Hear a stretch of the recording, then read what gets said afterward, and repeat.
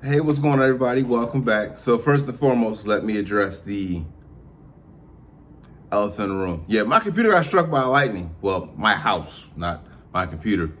And my surge protector, like the little power strip, just didn't do its job. So yeah, I'm in the midst of dealing with this. So that's why that's different, because usually I have the same thing and I'm a continuity person. So when I noticed that, I was like, so yeah, that's over that. But anyway, so we spoke before about bankers and what they do and what's important to them and what you need to be wary of. But what about financial advisors? What about the guy? I got a guy you can speak to. The guy got on a suit they want to set you up with because you got a little piece of change in the bank. Or maybe you know a guy who knows the guy. He's like, he's my finance guy. How do you know that they're looking out for you and not themselves? That's what we're going to talk about this week. Now, you may have heard of the term fiduciary. It's a pretty, I wouldn't say like common term, but you might have heard of it before. But do you know what it means with regards to like banking or your financial advisor? I'm willing to bet that the majority of you don't know. And that's fine if you don't. This is going to be one where you got to poll the audience. Now, go on, ask around the house. You can pause it. I'll wait. Did you get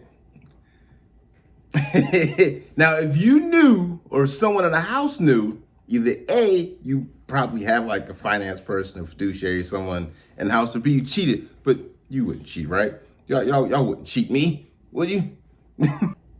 This is the part where I would give you the textbook definition, but turns out people don't like watching some random dude in a monotone, dry voice reading a definition to them. Like I looked at my analytics, people don't like that, like a lot. Like they can't stand it. So I'm gonna just give it to you straight.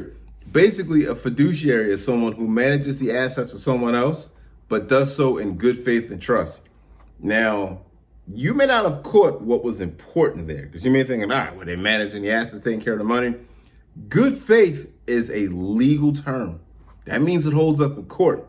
So now all of a sudden, those two pretty words that I thought were just kind of like just regular words.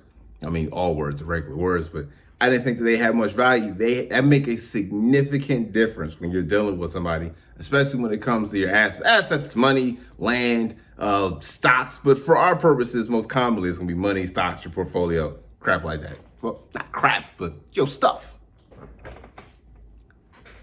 So with good faith being a legal term, you're probably thinking, all right, well, I'm sure my guy does that too. But here's the question I want to pose to you. Let's say that there is a product out there like an annuity and your guy's trying to sell it to you. Do you know if he's selling it to you because it's the best product for you?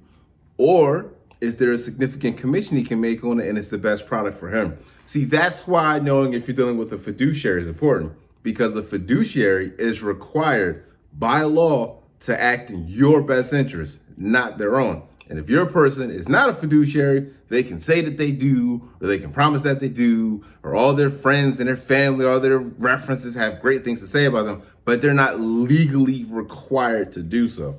See, I would love to go around and just trust people all willy-nilly and just say, hey, listen, he's a great guy, this, that, and the third. But knowing that somebody is legally bound to do what is best for me and not themselves drastically changes the conversation and how they're going to approach doing things for me.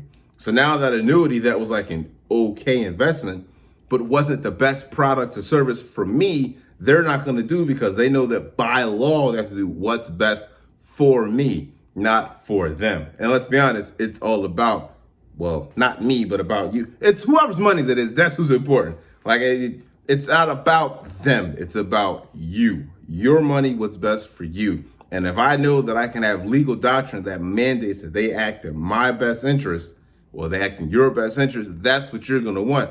I mean, you can take somebody's word for it. That's all fine and dandy. But my money's involved. I need to know that by law, you're doing what's best for me. So we discussed before about how people at the bank aren't there out the goodness of their hearts. They're there to sell products and services and get compensated for it. The same thing with people across the finance. Nobody's doing this because it's out the goodness of their heart. There's always, some personal gain to be had. And you're probably wondering like, well, so how do I know who's a fiduciary? If you're asking a person at the bank, is ask them, are you a fiduciary? It's really that simple. Now, if they are, they'll probably say, well, yeah, this, that, and the third, and they'll provide you with the credentials that, indicate that they are. If they're not, it's going to be like a fish out of where they're going to fly. Blah, blah, blah, blah, blah. Like, if you're not, that's fine.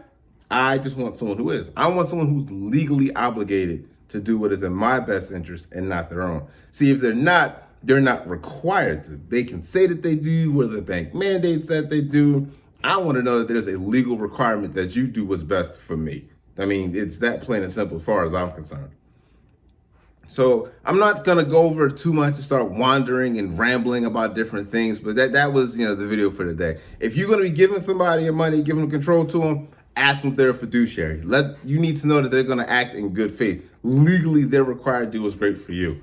So if you enjoyed the video, leave me a like. If you enjoy the content, subscribe. Hey, listen, I'm just a small YouTuber trying to do what I can to educate and help people about finances and banking and money. And I try to deliver in what I feel is so it's really easy, digestible way. It's not going to be overly, complicated or any of that crap. It's just what you need to hear and how you need to hear it. And if you want additional resources, always link them in the description below. So if you haven't began investing, over on Webull account, they still giving out free stuff. Robinhood is still giving out free stuff. Link in the description below. Yes, I get one, you get one. So full disclosure.